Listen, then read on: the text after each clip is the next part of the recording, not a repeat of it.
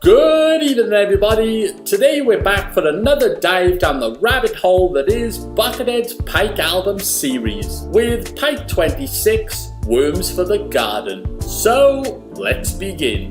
Woo!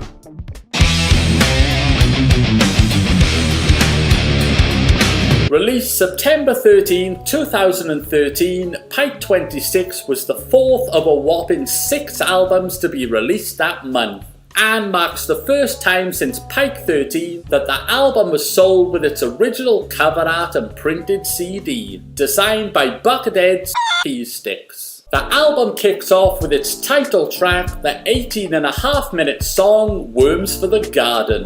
What starts off with heavy metal riffage breaks into a 16-minute solo that showcases Buckethead's guitar mastery. Despite being 18.5 minutes long, it never loses its momentum or creativity and never gets tiresome. An excellent 5-star song that clearly the rest of the album could never top, but alone is worth the price of admission.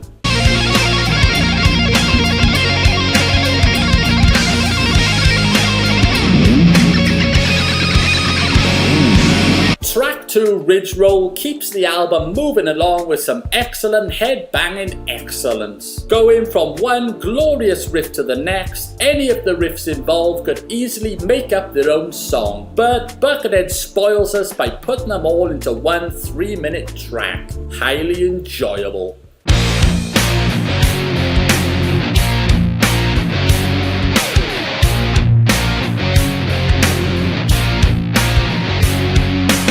Track 3, Owl on the Road, carries off where Ridge Roll left off with some mean riffage that then morphs into some funky foot stomping licks and bass noodling. Even though it's the shortest track on the album at 2 minutes long, it does everything it needs to do.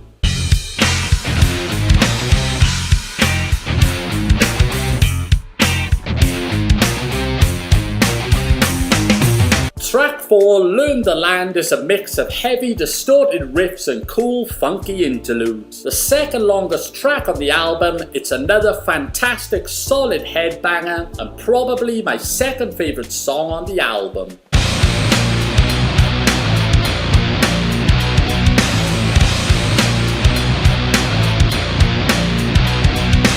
The album concludes with track 5, Malt, with some Dimebag Darrell-esque metal riffage and squeals, mixed in with some super shred solo guitar. It's another solid track on what is a solid album.